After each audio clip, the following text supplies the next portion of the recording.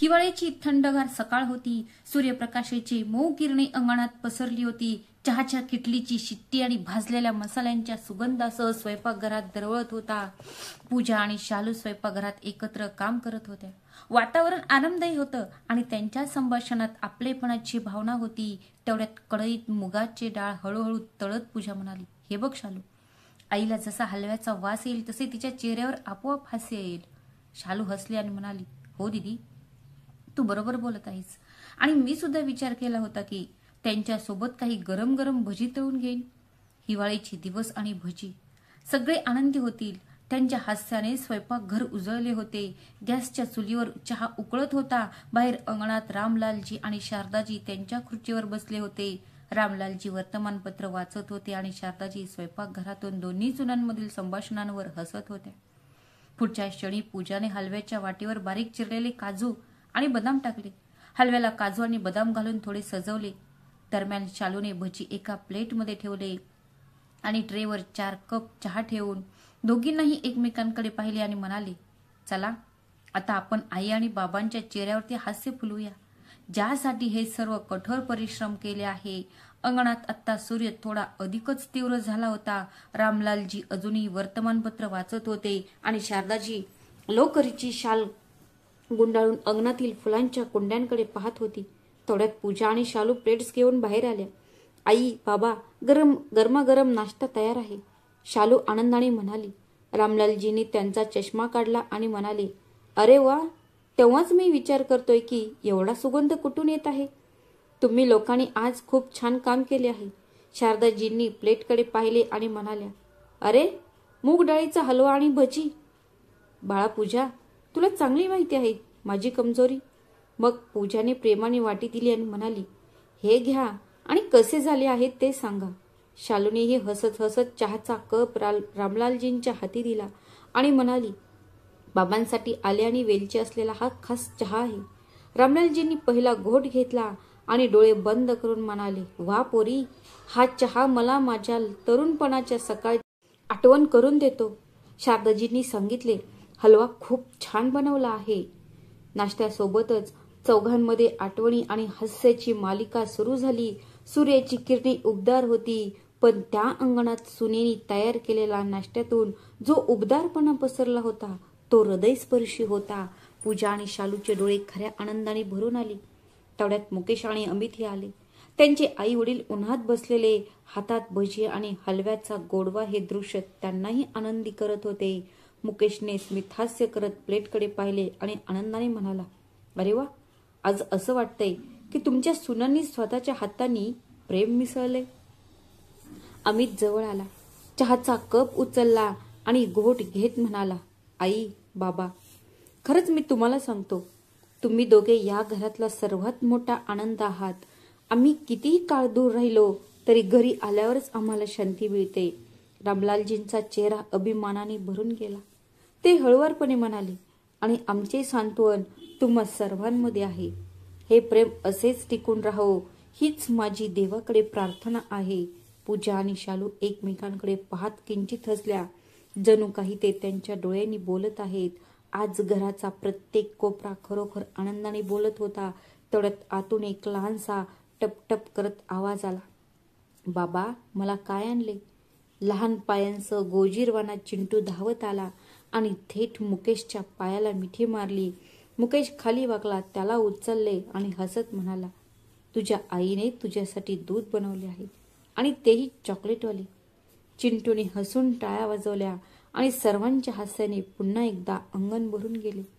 सगळे वरांड्यात एकत्र येऊन हास्य आणि मजेत बुडाले होते. तेवढ्यात दारावर हलकीशी थाप पडली.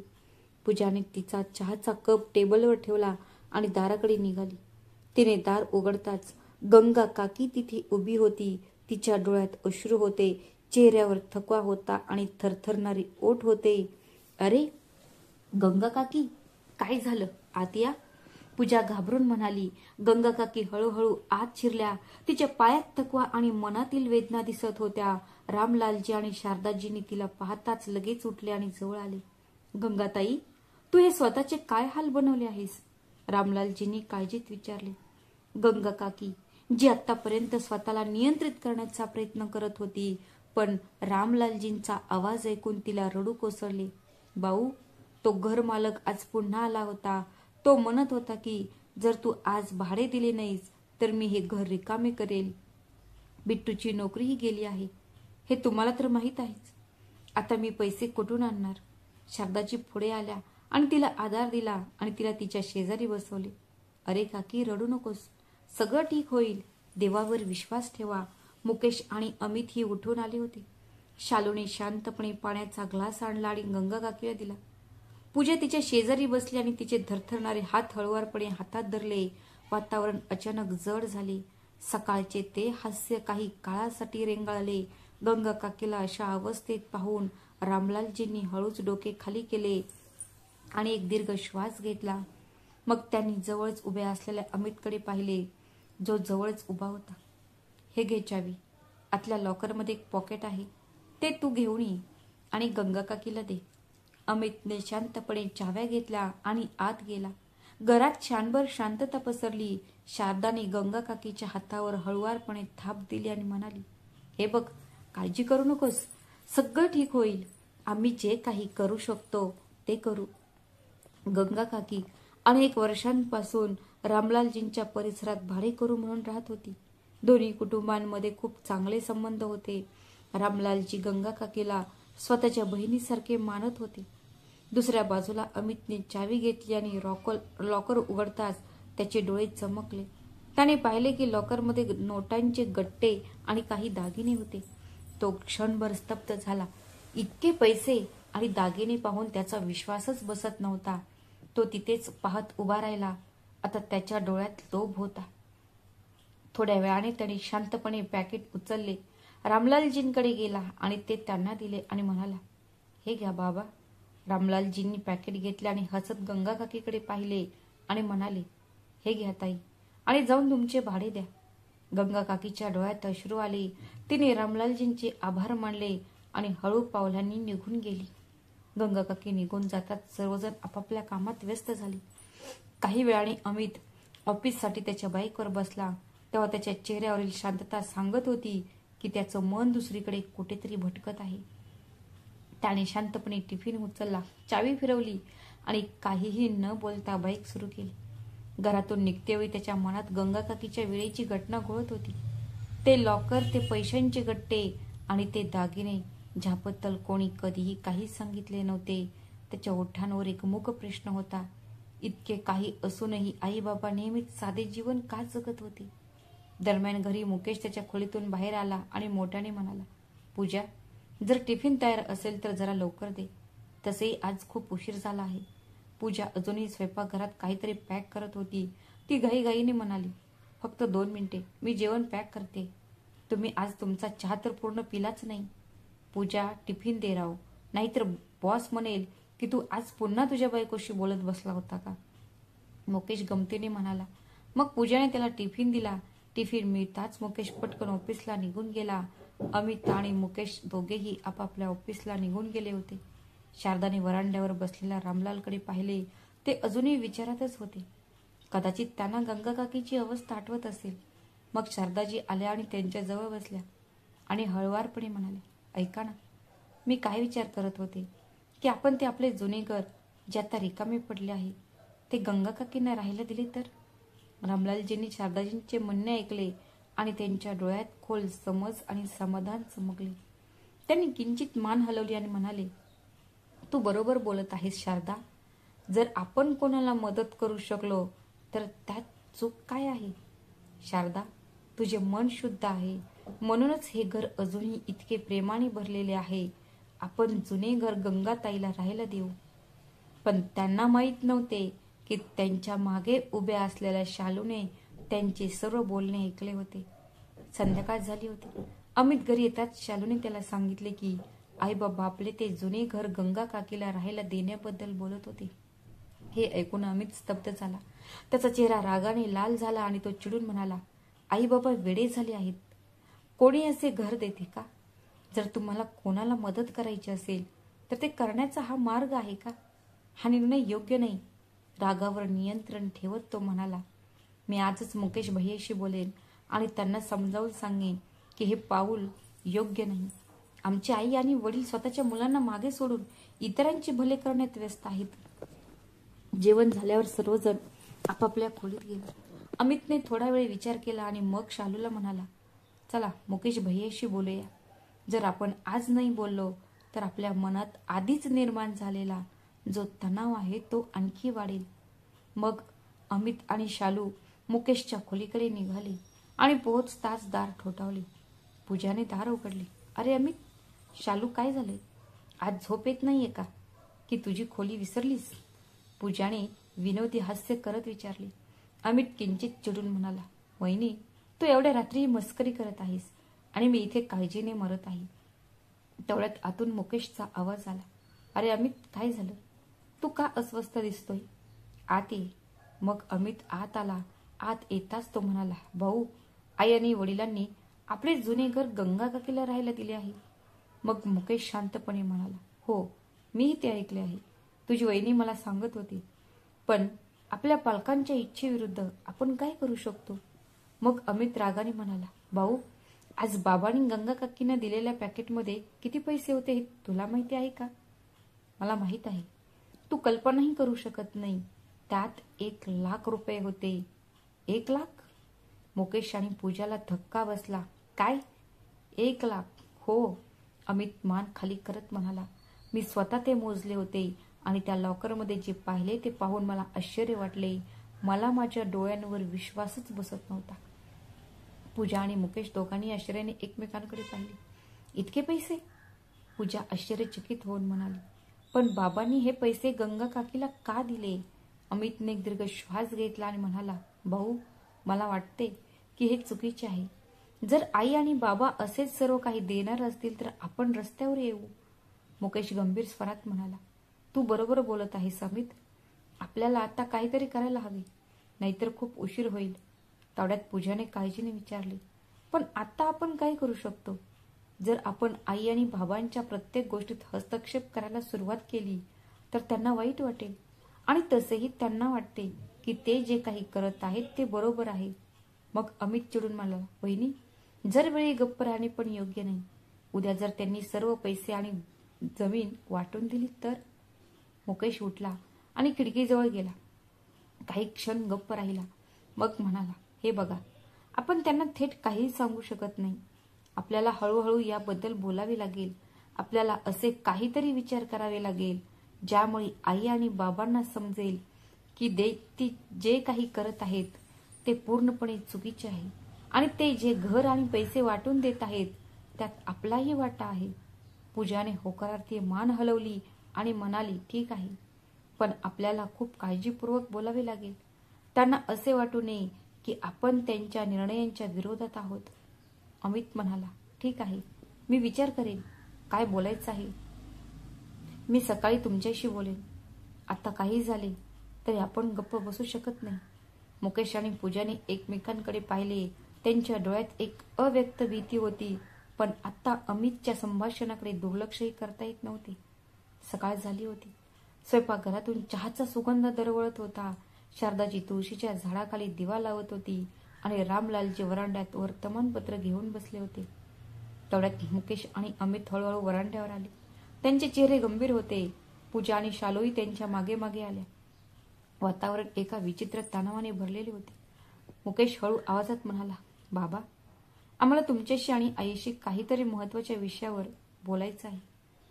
मग चष्मा काढत रामलालजी म्हणाले, हा बाळा, बोल, काय झालं?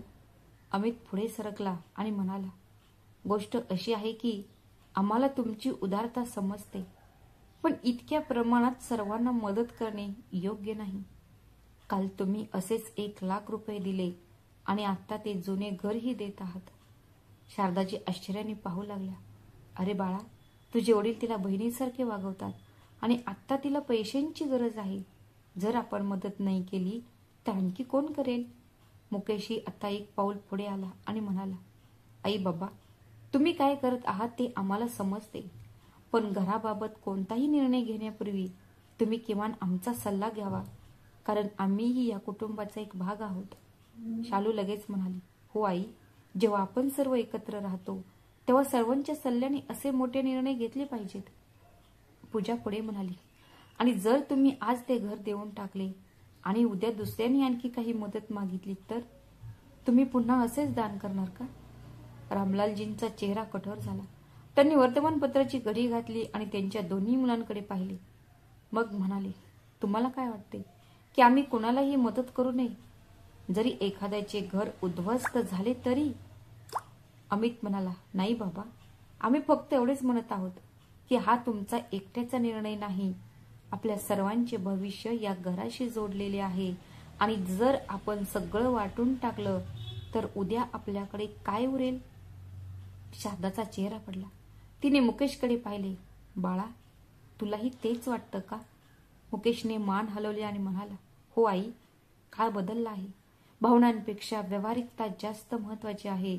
मग त्याच्या वडिलांकडे पाहून तो म्हणाला, तुम्ही आम्हाला इतके कधीच दिले नाही आणि बाहेरच्यांसाठी आमचे सर्वस्व लुटवले.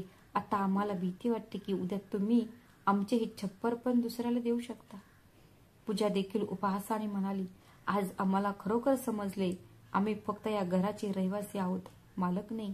मग शालूही म्हणाली, बाबा, आम्ही गप्प होतो, पण आता आम्हाला ते सहन होत नाही. तुमच्या निर्णयाने आमचा सर्वांचा विश्वास डळमळीत झाला आहे. तेवढ्यात रामलालजी उभे राहतात. त्यांच्या डोळ्यात राग आणि आवाजात कठोरता होती. पुरे झाले, खूप ऐकले तुम्हा सर्वांचे. रामलालजींचे शब्द घरात वादळासारखे घुमत होते.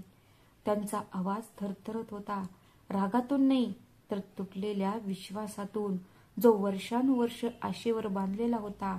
लाज वाटते तुमच्यासारख्या मुलांची, जी एवढी खालची विचारसरणी ठेवतात. मला असं वाटायचं की मी जगातील सर्वात भाग्यवान बाप आहे, अशी मुलं आणि सुना असणे. पण आज मला समजलं, मी चुकीचा होतो, खूप चुकीचा.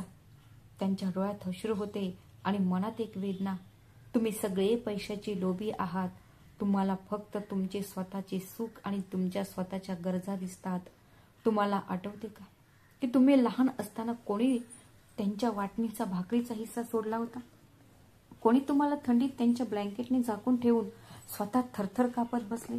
आणि आज जेव्हा आम्ही म्हातारे झालो आहोत तेव्हा आमचे निर्णय, आमची उपस्थिती तुम्हाला ओझे वाटते का?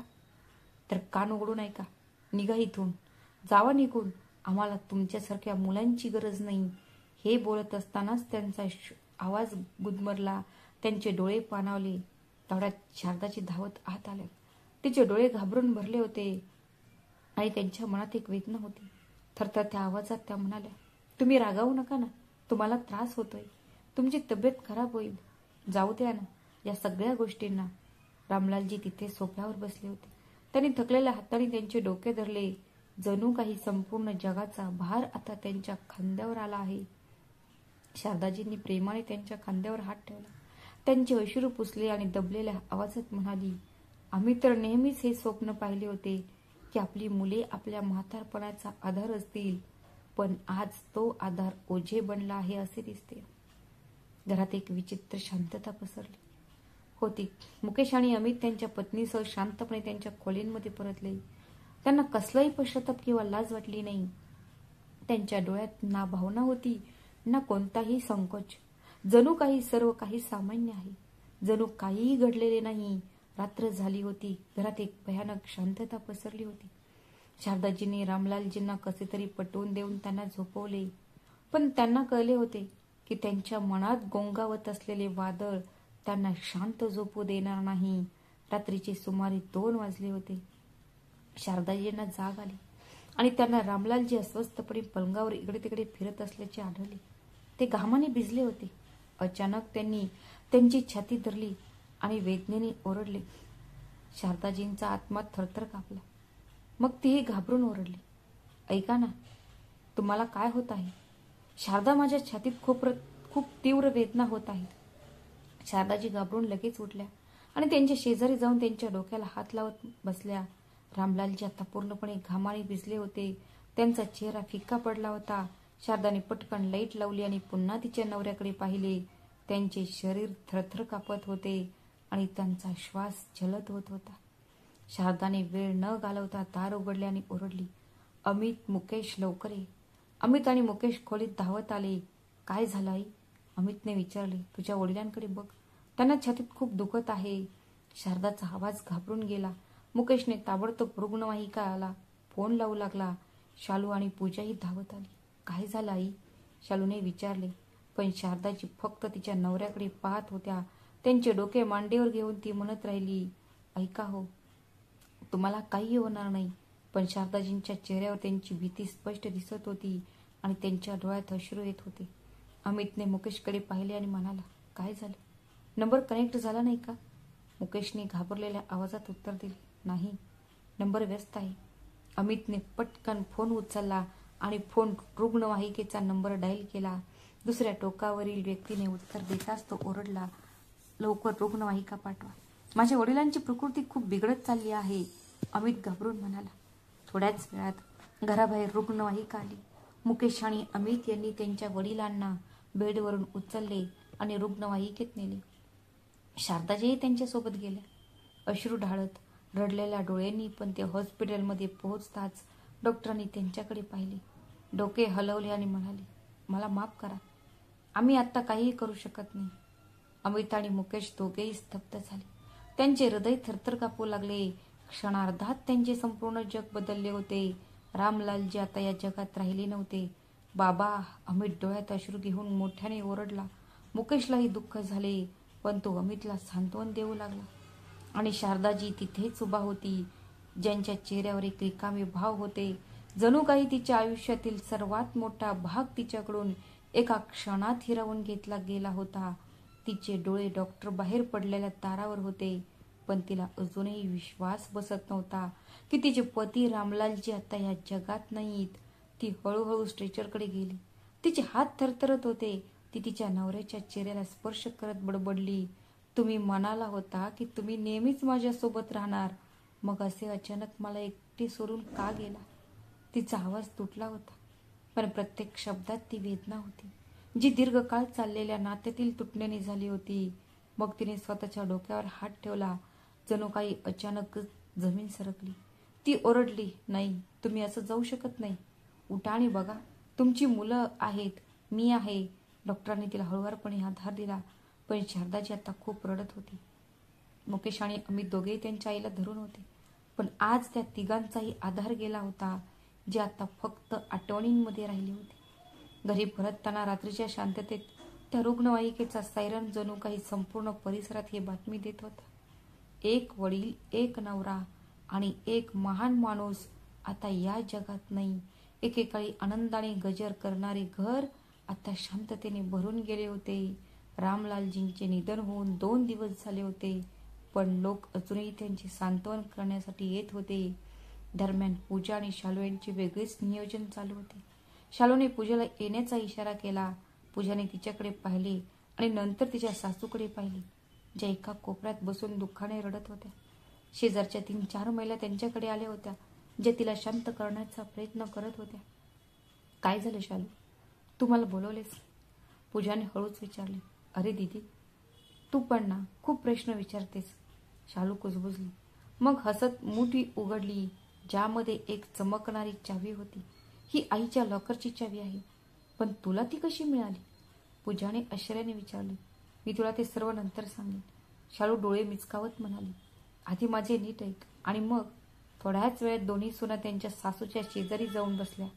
जणू त्या जगातील सर्वात दयाळू सुना आहेत. त्यांच्या चेहऱ्यावर करुणा आणि डोळ्यात योजना दिसत होती.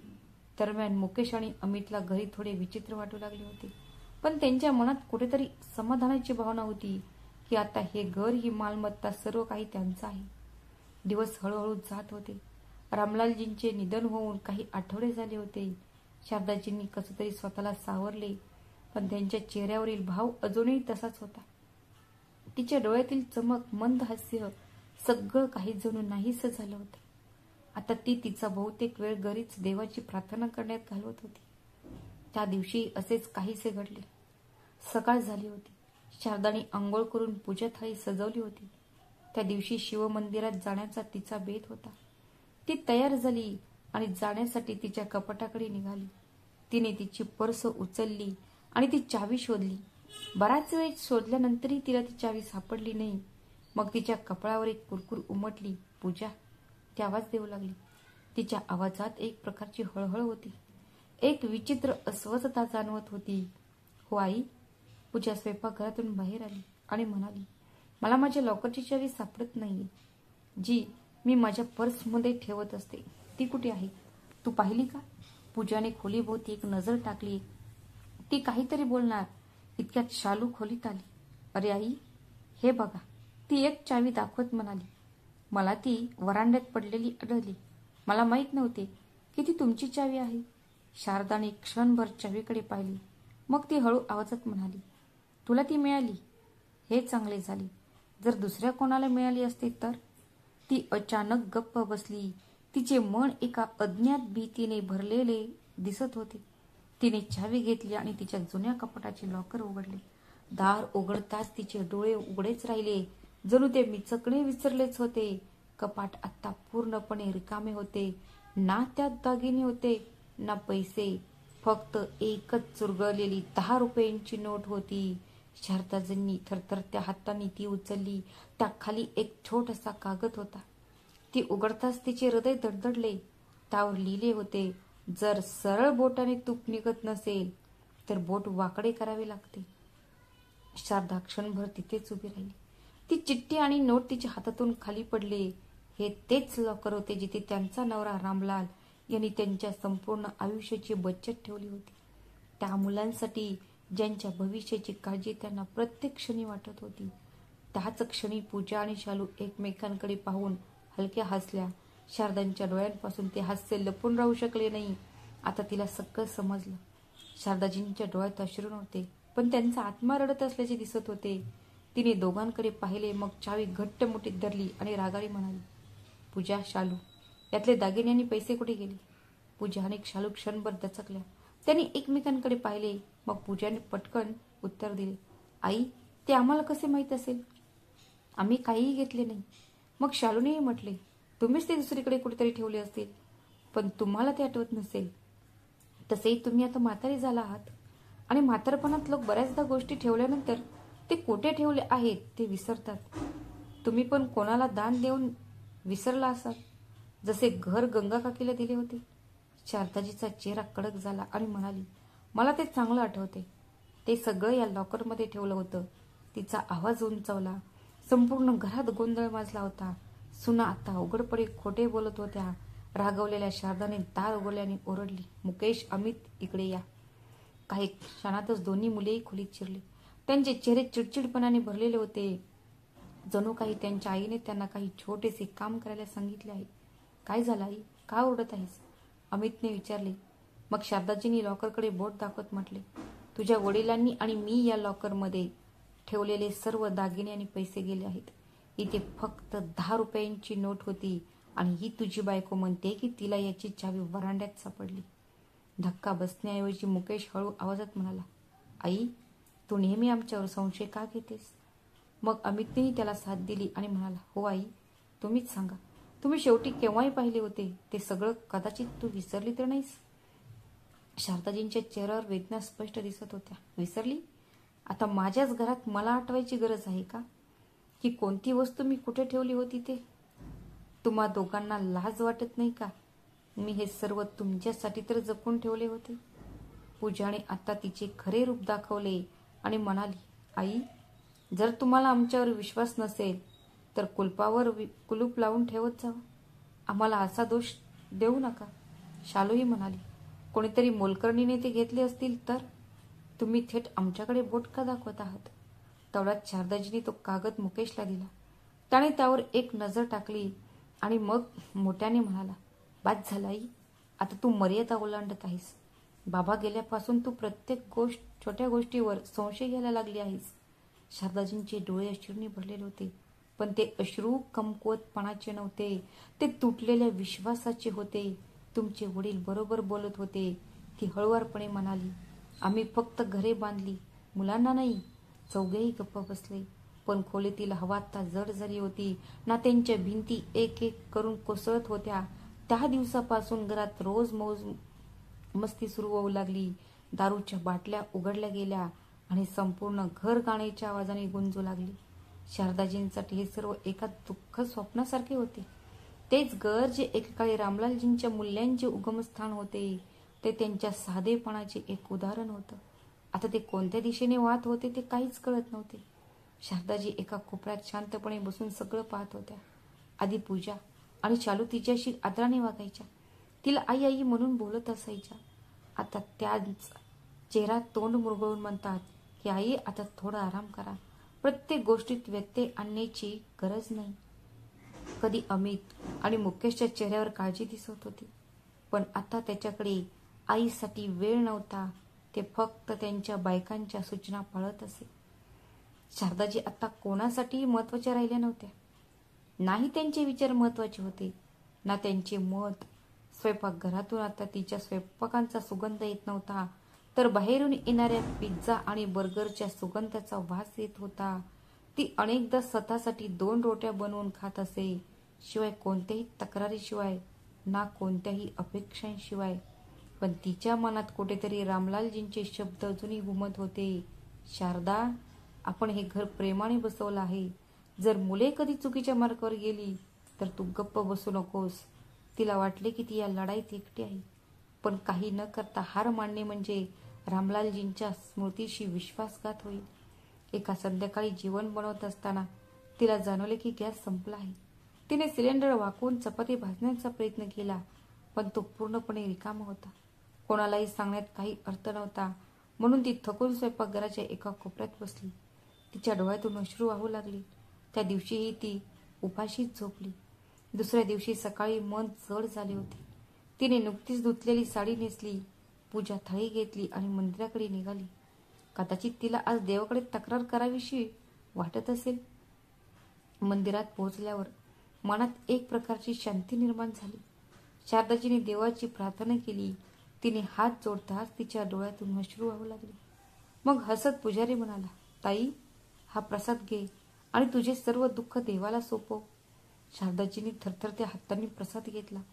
पंडितजींनी तिच्या डोक्यावर हात ठेवला आणि म्हणाले, जेव्हा हृदय खरे असते आणि हेतू शुद्ध असतात, तेव्हा देव तुम्हाला कधीही एकटे सोडत नाही.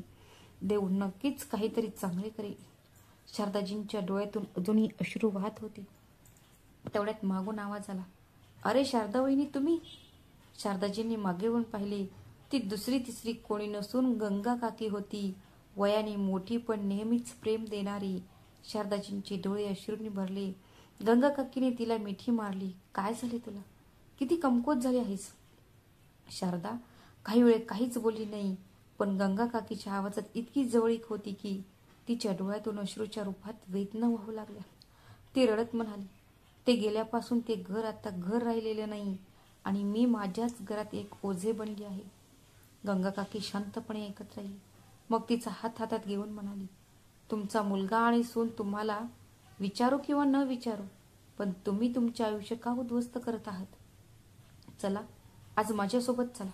फक्त 1 दिवसासाठी नाही, तर जोपर्यंत तुम्हाला जाऊ वाटत नाही तोपर्यंत माझ्या घरी तुमच्यासाठी जागा आहे. शारदाजी स्तब्ध झाले आणि म्हणाले, मला कुणावरही ओझे व्हायचे नाही. काकी मग गंगा काकी हसली आणि म्हणाली, ओझे ते असते ज्याला उतरले जाऊ शकते. तुम्ही तर माझ्या हृदयात आहात. शारदाजी मंदिराच्या पायऱ्यांवर शांतपणे बसली होती. गंगा काकीही तिच्या शेजारी बसली होती, पण तिचे डोळे भूतकाळात गेले होते. तिला तो दिवस आठवला जेव्हा रामलालजींनी वरांड्यात वर बसून तिला म्हटले होते, शारदा, उद्या मी नसलो तरी तुटू नकोस. तू कमकुवत नाहीस. हे घर फक्त विटाने दगडांचे नाही, तर ते तुझा आत्मा आहे. कधीही हार मानू नकोस आणि जर कधी वेळ आली तर पहिले स्वतःला निवड. तिला रामलालजींचा स्पर्श, त्यांचा विश्वास आणि ते हास्य आठवले, जे नेहमी म्हणायचे, मी आहे ना तुझ्यासोबत. तिने एक दीर्घ श्वास घेतला. नंतर हळुवारपणे तिचे अश्रू पुसले आणि गंगा काकीकडे पाहिले आणि म्हणाली, काकी, मला आता कोणाच्याही आधाराची गरज नाही. आता शारदाजीच्या डोळ्यात दृढ निश्चय स्पष्ट दिसत होता. आता मी स्वतःसाठी, माझ्या स्वाभिमानासाठी आणि माझ्या नवऱ्याने माझ्यावर ठेवलेल्या विश्वासासाठी लढेन. आता मी कोणाच्याही दयेवर राहणार नाही. मी हार मानणार नाही आणि माझ्या या आयुष्याच्या शेवटच्या लढाईत मी मागे हटणार नाही. गंगा काकीने तिचा हात धरला आणि ओल्या डोळ्यांनी म्हणाली, शारदा वहिनी, आज पहिल्यांदाच मी तुझ्या नवऱ्याचा तोच दृढ निश्चय पाहिला आहे. शारदाजी उठली. आज तिच्या चालण्यात थकवा नव्हता, पण एक दृढ निश्चय होता. तिला माहीत होते की आता तिच्या आयुष्यातील एक नवीन अध्याय सुरू झाला आहे. जेव्हा शारदाजी मंदिरातून घरी आली तेव्हा ड्रॉइंग रूममध्ये मोठ्या आवाजात संगीत वाजत होते. काही मुली हसत होत्या. टेबलावर चिप्स आणि दारूच्या बाटल्या विखुरलेल्या दिसत होत्या. तिने पाहिले की घराची परिस्थिती पूर्णपणे बदलली आहे. रामलालजींसोबत तिने प्रेमाने वाढवलेले घर आता आवाज, उद्धटपणा आणि दारूच्या वासाने भरलेले होते. घरातील मंदिराकडे तिचे लक्ष गेले तेव्हा मूर्तीसमोर एक रिकामी दारूची बाटली पडलेली पाहून ती थक्क झाली. तिने रागाने हाक मारली, पूजा, घरात काय चालले? पूजाने तिच्याकडे डोळे मिटून अर्धवट बंद डोळ्यांनी पाहिले. हातात ग्लास होता. काय झाले आई? पार्टी आहे, काही संगीत आहे, काही मजा आहे. अजून काय? आता यात पण तुम्हाला अडचण आहे का? शारदाजींचा आवाज कडक झाला होता. हे माझे आणि तुमच्या बाबांचे घर आहे. इथे हे सर्व सहन केले जाणार नाही. पत्ते नाही, दारू नाही आणि अशी फालतू पार्टी सुद्धा नाही. पूजा क्षणभर गप्प राहिली. मग मोठ्याने हसली आणि म्हणाली, आता हे घर आमचे आहे आणि इथे काय चालेल आणि काय नाही हे आम्ही ठरवू, तुम्ही नाही. असे म्हणत तिने टेबलावर काच आपटली. तेवढ्यात मुकेश दारूच्या नशेत डोलत बाहेर आला. काय चाललंय आई? तू सर्वांसमोर का ओरडत आहेस? मग शारदा रागाने म्हणाली, तुझी बायको घरी दारू पिते. तिने घराला बाजारपेठ बनवलं आहे. आम्ही तुम्हाला हेच शिकवले आहे का? मुकेश रागवला आणि म्हणाला, पुरे झाले आई, तू सतत तक्रार करत राहतेस. आम्ही आता लहान मुले नाही आहोत जे तुझे बोट धरून चालेल. तो स्तब्ध होऊन म्हणाला. हे पाहून शारदाजी म्हणाली, अरे, तुम्हाला स्वतःवर नियंत्रण ठेवता येत नाही, मग तुम्ही तुमच्या बायकोवर नियंत्रण कसे ठेवाल? मग मुकेशने आईला मारण्यासाठी हात वर केला पण जागीच थांबला. पण हात वर करण्याच्या कृतीनेच शारदाजींच्या आत्म्याला धक्का बसला. डोळ्यात अश्रू आणत ती थरथरत्या आवाजात म्हणाली, मार ना, का थांबलास? तुझ्या आईला मार. बस, आता हेच पाहिजे राहिले होते. पूजाने टाळ्या वाजवल्या आणि म्हणाली, वा, काय संस्कार आहेत.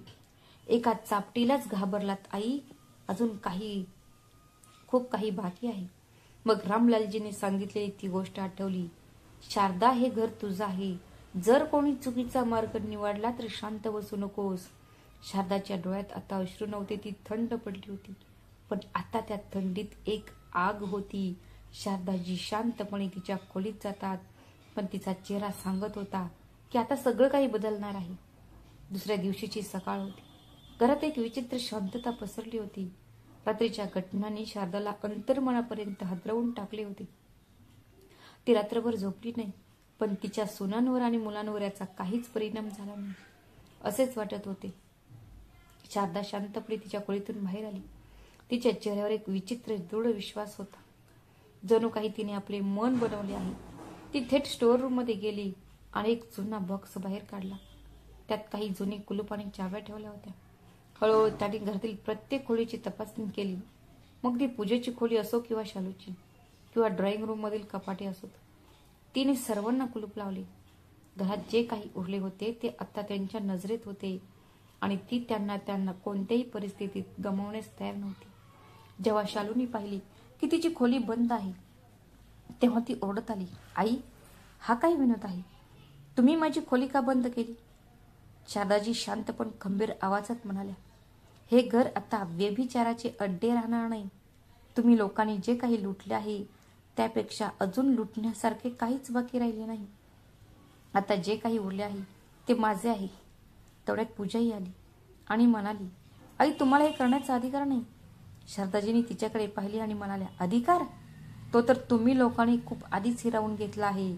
पण आता मी जे काही करत आहे ती फक्त आई म्हणून नाही तर तिच्या नवऱ्याची शेवटची इच्छा पूर्ण करणारी स्त्री म्हणून करत आहे.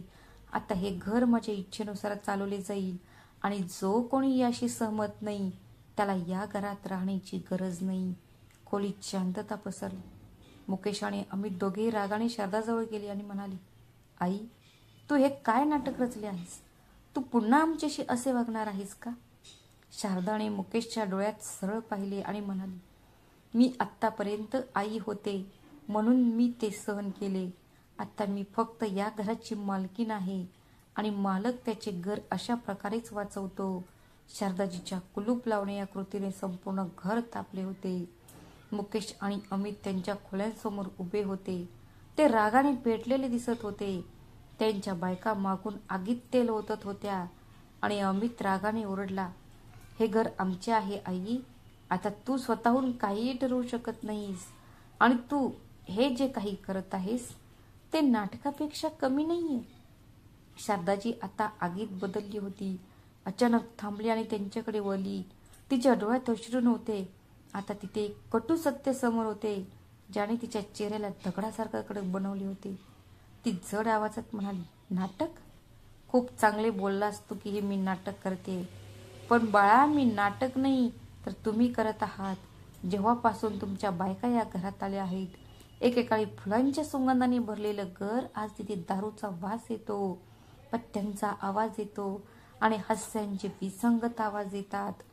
मग ती तिच्या साडीचा पदर घट्ट करत म्हणाली, तुम्ही सर्वांनी हे घर नरकापेक्षाही वाईट बनवले आहे.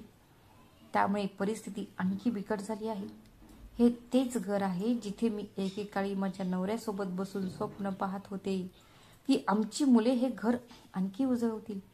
पण आज हे घर दररोज माझ्यावर रडते. भिंतीही मला प्रश्न विचारतात. का? ही तीच मुले आहेत ज्यांच्यासाठी मी माझे संपूर्ण आयुष्य घालवले आहे. मुकेशला काहीतरी बोलायचे होते, पण शारदाजींनी हात वर करून त्याला थांबवले. नाही मुकेश, ती म्हणाली, आज फक्त माझं ऐक. त्या दिवशी तुझे वडील म्हणाले होते, शारदा, मी गेलो तर या घराची काळजी घे. जर कोणी चुकीचा मार्ग निवडला तर शांत बसू नकोस. तेव्हा त्यांनी मला असे का म्हटले होते हे मला समजले नव्हते, पण आज मला समजले ते असे का म्हणाले होते. कारण त्यांना कदाचित आधीच जाणवले असेल की त्यांच्या स्वतःच्या सावलीनेच त्यांना गिळंकृत केले आहे. खोलीत शांतता पसरली. सुनांनी एकमेकांकडे पाहिले आणि मुलांचे चेहरे लाज आणि राग यांच्यात अडकले होते. शारदाजींनी एक दीर्घ श्वास घेतला आणि म्हणाल्या, आता फक्त तेच लोक या घरात राहतील जे या घराचे भाडे देतील आणि याचा आदर करतील. मग मुले असो किंवा सुना. जर कोणी माझ्या अटी मान्य करत नसेल तर ते हे घर सोडून जाऊ शकतात. आणि घर आता माझे आहे आणि रामलालजींची अंतिम जबाबदारी. शारदाजी आता पूर्णपणे शांत होत्या, पण तिच्या डोळ्यात एक अशी आशा होती जी संपूर्ण घराला जाळून टाकण्याचा दम ठेवत होती. सुना गप्प होत्या, मुलेही गोंधळलेली होती. मग तिने तिच्या साडीच्या पदरांमधून एक कागद काढला, तो समोरच्या टेबलावर ठेवला आणि म्हणाली, आता एक शेवटची गोष्ट ऐका. पूर्ण काळजी नाही. खोलीत शांतता पसरली. हे घर माझ्या नावावर आहे आणि मी ते आधीच एका ट्रस्टला दिले आहे. याचा अर्थ असा की माझ्या मृत्यूनंतर हे घर कोणत्याही परिस्थितीत ना तुमच्या हातात येईल ना तुमच्या बायकांच्या. अमित आश्चर्याने म्हणाला, काय आई, तू हे काय म्हणत आहेस? शारदाजी थांबल्या आणि त्यांच्या डोळ्यात बघत म्हणाल्या, हा, तेच बोलत आहे जे तुम्हाला ऐकायचे नव्हते. मी मेली तर हे घर तुमच्याकडे येईल असे समजू नका. उलट तुम्हाला या घरातून हाकलून लावले जाईल बाळा, कारण माझ्या मृत्यूनंतर ते माझे राहणार नाही आणि तुमचेही नाही. इथे एक सेवागृह बांधले जाईल जिथे व्रत आणि निराधर्माला शांततेत राहू शकतील. मग त्यांनी एक थंड हास्य केल्याने म्हणाले, आणि राहिला विषय पैशांचा, तर मी अजूनही तुमच्या दयेवर जगत नाही. माझ्या गरजा पूर्ण करण्यासाठी मला आता माझ्या मुलांकडून किंवा सुनेकडून मदत मागावी लागणार नाही. आणि आता तुम्ही जे काही कराल ते विचारपूर्वक करा. असे बोलून शारदाजीने एक दीर्घ श्वास घेतला. तिने चप्पल घातली. मग कोणाकडे न पाहता ती दाराकडे निघाली. तिची पावले हळू होती पण आत्मविश्वासाने भरलेली होती. दार उघडून तिने मागे वळून पाहिले आणि म्हणाली, मी आई आहे, कमकुवत नाही. आतापर्यंत मी गप्प होती कारण मला आशा होती, पण आता सगळं संपलं आहे असे म्हणत ती बाहेर पडली. घरात पूर्ण शांतता होती. अमित आणि मुकेशचे डोळे पहिल्यांदाच भीतीने भरून आले.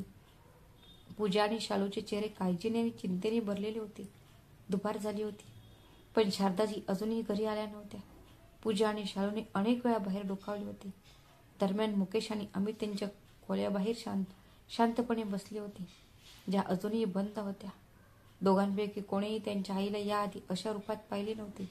ना नतमस्तक होणारी, ना भिणारी. आता त्यांच्या मनाला काळजी लागली होती की पुढे काय होईल. त्यांची आई खरोखरच इतके टोकाचे पाऊल उचलणार होती का? या अवस्थेत गडाचे काटे पुढे सरकत राहिले मग अचानक दाराची कडी वाजली. शारदाची परत आली होती, पण यावेळी काहीतरी वेगळे होते.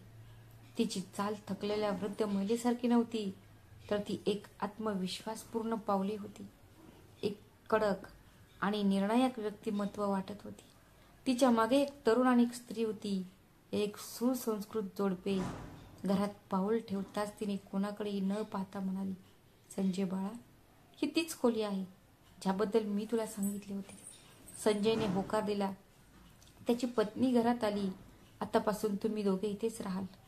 ठरल्याप्रमाणे भाडे दरमहा दिले जाईल.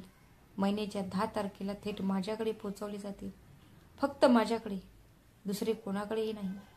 हे सर्व पाहणारे मुकेश आणि अमित स्तब्ध झाले. पूजा आणि शालूने एकमेकांकडे पाहिले. हे सगळं काय चालले? ती कुजबुजली, पण शारदाची तिच्या मुलांना काहीही सांगण्यासाठी क्षणभरही मागे वळली नाही किंवा तिने कोणतेही स्पष्टीकरण दिले नाही. मग ती संजयला म्हणाली, तुम्हाला काही मदत हवी असेल तर मला नक्की सांगा. आता या घरात सगळे सारखे राहतील. मग तो मुलगा असो किंवा भाडेकरू, फरक एवढाच आहे की कोणालाही मोफत जेवण मिळणार नाही. असे म्हणत ती घरातील देवाच्या मंदिरात गेली आणि घंटा वाजवली. आणि मग रामलालजींच्या काळात सकाळची ओळख असलेले ते स्तोत्र म्हणू लागली, जे ते असताना म्हणत होते. मुकेश आणि अमितचे घसे कोरडे पडले होते. पूजा आणि शालूचे डोळे आता लाजेने भरले होते, पण आता त्यांच्याकडे काहीही उरले नव्हते. शारदाजीने फक्त एकदाच त्यांच्याकडे पाहिले, जणू ते त्यांना सांगू इच्छित होते की आता हे घर तसे राहिले नाही जसे तुम्ही बनवले होते. आता ते पुन्हा तसे बनणार नाही ज्याला असायला हवे. मुकेश आणि अमित खोलीच्या कोपऱ्यात शांतपणे उभे होते. सुनांच्या चेहऱ्यावर चिडचिड होती, पण आज पहिल्यांदाच त्यांच्या मुलांच्या डोळ्यात लाज आणि पश्चाताप स्पष्ट दिसत होता.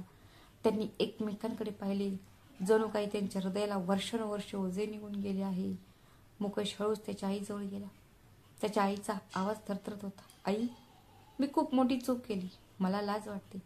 अमितही खाली वाकून म्हणाला, आई, मला माफ कर. आम्ही भरकटलो होतो बायकांच्या बोलण्याने, पण आता आम्हाला समजले आहे की आम्ही तुला किती वेदना दिल्या आहेत. शारदाजी काही क्षण त्यांच्याकडे पाहत राहिल्या. तिचे डोळे ओले होते, पण तिचा चेहरा कठोर होता. तिचे दुःख शांततेतही स्पष्ट दिसत होते. आणि आता माफी, ती हलक्या हास्यासह म्हणाली, ते हास्य जे तिच्या जखमीतून निघाले होते. आणि पुढे म्हणाल्या, जेव्हा मी तुम्हाला वाढवलं होतं तेव्हा मी फक्त आई नव्हते, तर तुमचा एक आधार होते. आणि जेव्हा मला तुमच्या आधाराची गरज होती तेव्हा तुम्ही मला धोका देऊन दूर ढकललेस. आता तुम्ही कोणत्या तोंडाने माफी मागत आहात? दोन्ही मुलगे जमिनीकडे पाहत होते. शारदाजी पुढे म्हणाल्या, बाळा, आईचे हृदय खूप मोठे असते, पण आता सर्व काही सहन करू शकते हे पण शक्य नाही. जरी मी माफी केले तर ते क्षण परत येतील का? बाबांनी बोललेले ते शब्द मिटून जातील का? ज्याचा अर्थ मला आता समजला आहे. थोडा वेळ गप्प राहिल्यानंतर ती हळुवारपणे म्हणाली, जर पश्चाताप वेळेवर झाला तर आयुष्य सुधारू शकते, पण जेव्हा पश्चाताप उशिरा होतो तेव्हा तो फक्त एक छाप सोडून जातो. मग ती थेटच म्हणाली, मला काही कोणाबद्दल द्वेष नाही, पण मी आता विश्वासही ठेवू शकत नाही. आणि जिथे विश्वास ओढतो तिथे प्रेम ही मर्यादित राहते. आता या घरातले नाते भाडेकरू सारखेच राहतील, जवळ असले तरी दूरचे. मुकेश आणि अमित तिच्या डोळ्यात अश्रू तरळले, पण आता काही बदलता येत नव्हते. वेळ निघून गेली होती आणि तिच्या आईचे हृदय अनुभवाच्या आगीने शांत झाले होते. काही दिवसांनी संध्याकाळची वेळ होती. घरांच्या भिंती शांत होत्या, पण त्या शांततेमागे स्वाभिमानाचा एक नवीन आवाज घुमत होता. शारदाजी तिच्या बाल्कनीत उभ्या होत्या. समोर आकाश तेजस्वीपणे चमकत होते. त्यांच्या चेहऱ्यावर एक विचित्र शांतता होती. वर्षानुवर्ष त्यांना स्वतःचा अभिमान वाटला होता. तिने केवळ तिचे घरच नाही तर तिची ओळखही जपली होती. आतून भाडेकरूच्या मुलीचा आवाज आला, आजी, मी दूध आणले आहे. शारदा हसली, धन्यवाद बाळा. आणि त्या छोट्याशा हास्यात एक आईला पुन्हा तिची प्रतिष्ठा मिळाली होती. मुकेश आणि अमित अजूनही एकाच घरात राहत होते, पण आता दर महिन्याच्या 10 तारखेला भाडे देत होते. त्या आईला जे एकेकाळी तिला ओझे मानत होते, आता सुनाही गप्प राहत होत्या, कारण शारदाजींचा निर्णय पक्का होता. तिने तिच्या घराचा एक कोपरा अभ्यास आणि समाजसेवेसाठी समर्पित केला होता. आता शेजारच्या मुली तिच्याकडे येऊन शिवणकाम, शिक्षण आणि स्वावलंबन कसे बनायचे हे शिकण्यासाठी येत असत. शारदाची आता फक्त आई राहिल्या नव्हत्या, एक प्रेरणा होती. कधी कधी रात्री रामलालचा आवाज तिच्या कानात घुमत असे, शारदा, जर कोणी चुकीचा मार्ग निवडला तर गप्प बसू नकोस. मग ती हसून आकाशाकडे पाहत म्हणायची, तुमची शारदा आता गप्प राहणार नाही. तुम्ही मला जे काही शिकवले, जे काही बळ दिले, आज तेच माझे ढाल बनत आहेत. एक आई तुटू शकेल पण वाकू शकत नाही. कधी कधी शांततेलाही आवाज द्यावा लागतो, जेणेकरून लोकांना समजेल की प्रेमालाही एक मर्यादा असते. मित्रांनो, आई ही केवळ नातेसंबंधांची मूर्ती नाही, तर ती शक्तीचीही मूर्ती असते. जोपर्यंत ती सहन करते तोपर्यंत लोक तिला कमकुवत समजतात, पण जेव्हा ती उभी राहते तेव्हा ती संपूर्ण जगाला वाकवण्याची ताकद ठेवते. जर तुम्हाला आदर द्यायचा असेल तर ती जिवंत असताना द्या, कारण जिवंत तुटूनही सर्वांना जोडते ती आई असते. तुम्हाला ही कथा कशी वाटली, आवडली असेल तर कृपया व्हिडिओला लाईक करा आणि चॅनलला सबस्क्राईब करा. अशाच आणखी एका मनोरंजक कथेत आपण भेटू, पण तोपर्यंत स्वतःची आणि तुमच्या प्रियजनांची काळजी घ्या. श्री स्वामी समर्थ. धन्यवाद.